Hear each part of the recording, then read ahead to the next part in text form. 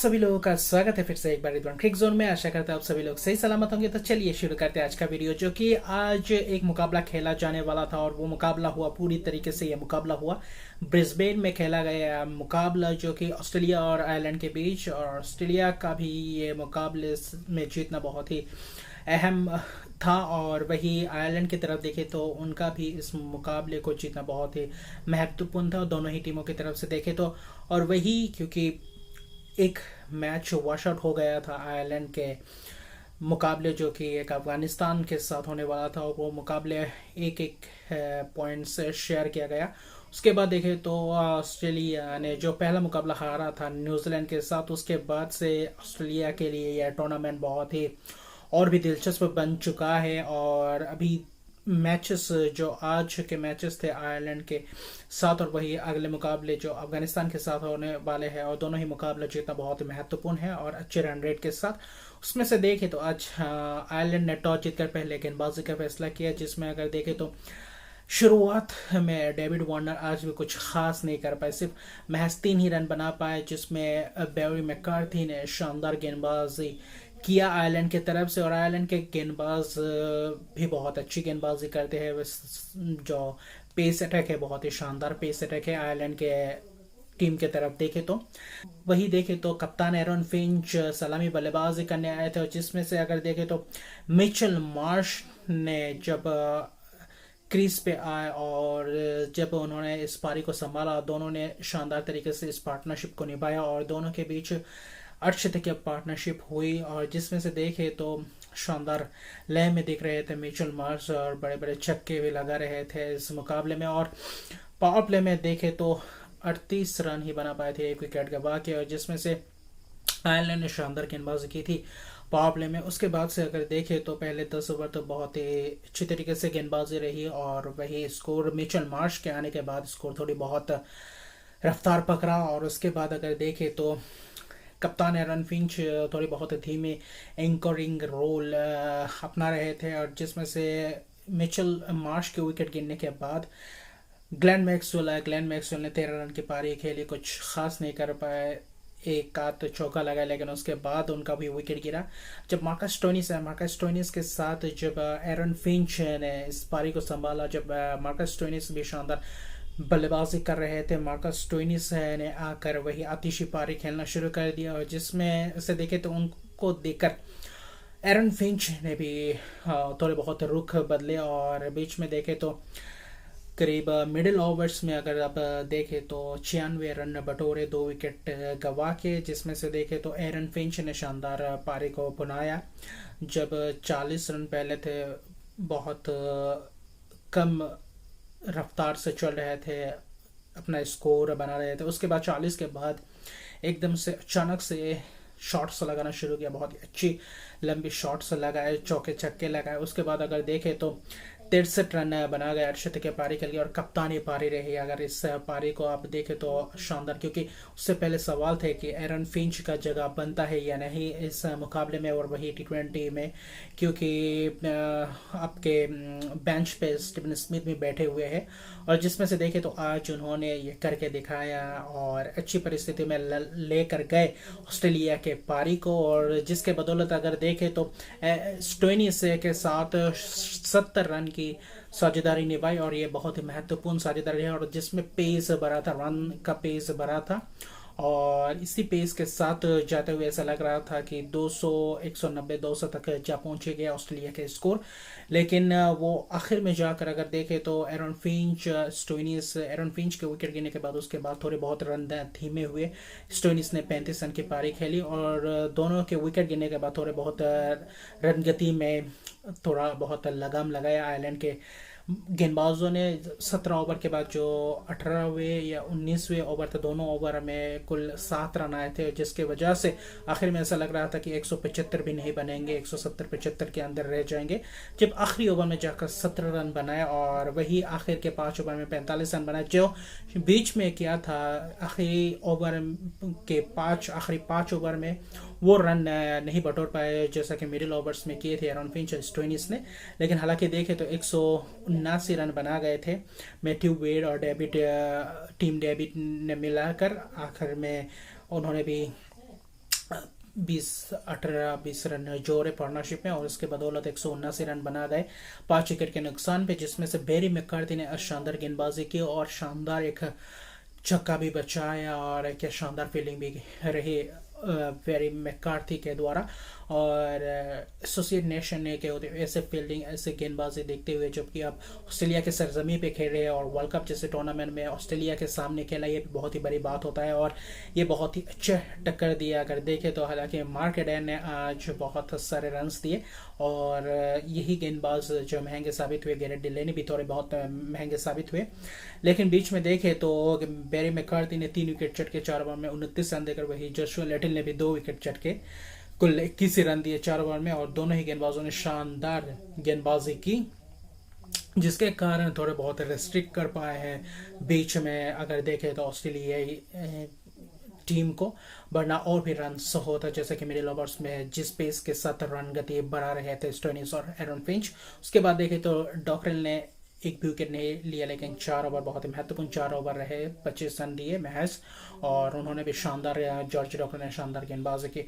कुल मिलाकर देखे तो ये पार बहुत ही शानदार रही ऑस्ट्रेलिया के हिसाब से भी और वही आखिर में जाकर थोड़े बहुत रन्स बढ़ गए थे, लेकिन अन्यथा ये गेंदबाजी का क्रम भी बहुत ही अच्छी गेंदबाजी की मार्क एडायर के, अगर आप मार्क एडायर को छोड़ दे तो।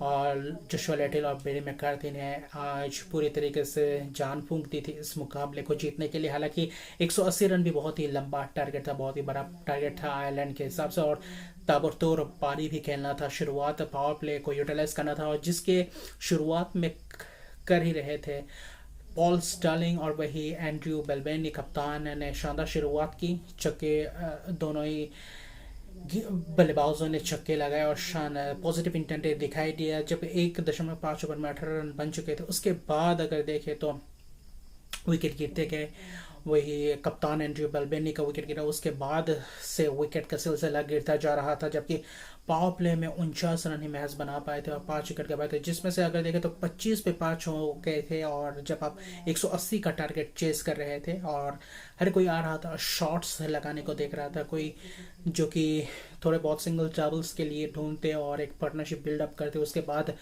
चौके छक्के लगाने को देखते। लेकिन 49 रन हालांकि पावर प्ले में अच्छी रन बना गए थे, लेकिन विकेट ज्यादा गंवाने के कारण इस मुकाबले में बहुत पिछड़ गए थे अगर आप आयरलैंड के हिसाब से देखें तो।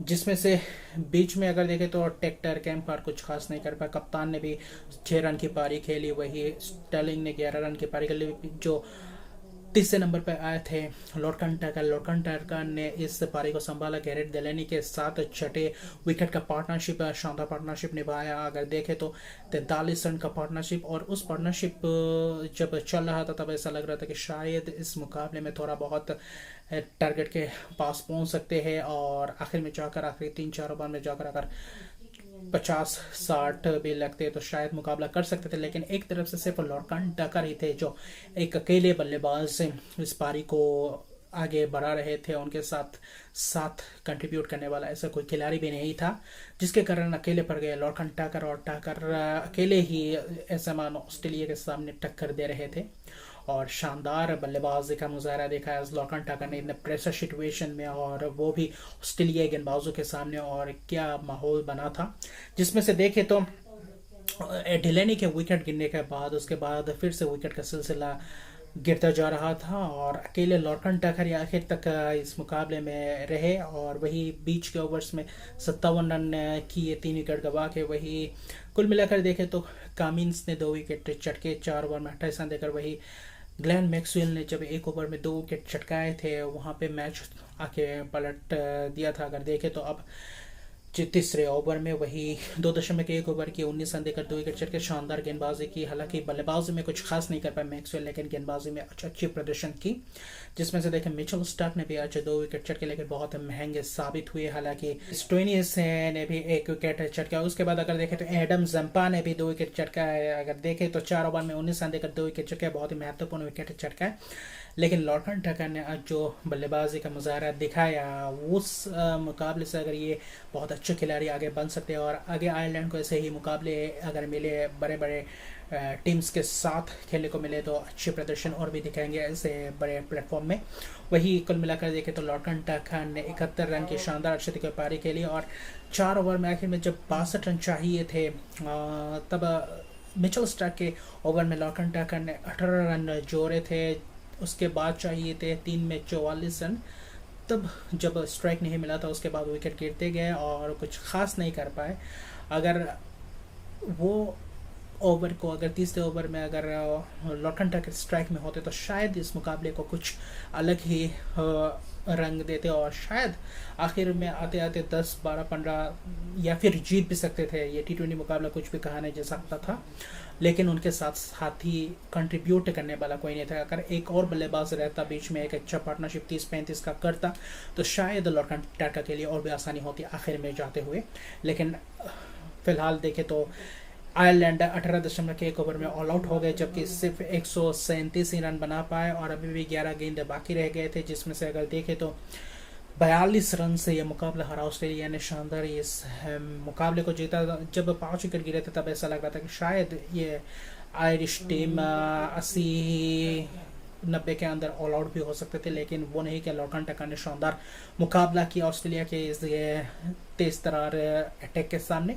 ये बहुत ही बड़ी बात है और इस परफॉर्मेंस को याद रखेंगे और ऐसे बड़े टूर्नामेंट में ये मुकाबला जब नॉट आउट रहे, हालांकि एक तरफ से आपका विकेट गिरता रहा, लेकिन लॉर्टन टैकन ने जो मुकाबला किया वो काबिल तारीफ है। और इसी के साथ आयरलैंड का शायद इस टूर्नामेंट में अभी फ़िलहाल सेमीफाइनल का रास्ता बंद हो जाता है शायद, जबकि अगला मुकाबला आयरलैंड का होगा वही न्यूजीलैंड के साथ और ऑस्ट्रेलिया का होगा अफगानिस्तान के साथ। जबकि कल 2 और मुकाबले होंगे, ब्रिस्बेन में ही खेले जाने वाले दोनों ही मुकाबले। अफगानिस्तान और श्रीलंका के बीच पहला मुकाबला होगा सुबह 9:30 बजे भारतीय समय के अनुसार। वही दूसरा मुकाबला दोपहर के 1:30 बजे शुरू होगा, वो भी ब्रिस्बेन में होगा, इंग्लैंड और न्यूजीलैंड के बीच। और वो मुकाबला तय करेगा कि ऑस्ट्रेलिया इस सेमीफाइनल के रास्ते पे क्या सही जा रहे या फिर सेमीफाइनल का स्पॉट अपने नाम आसानी से कर सकते या नहीं। और इंग्लैंड के लिए डू और डाई मैच होगा, अगर कल हारते हैं तो शायद उनके लिए सेमीफाइनल का रास्ता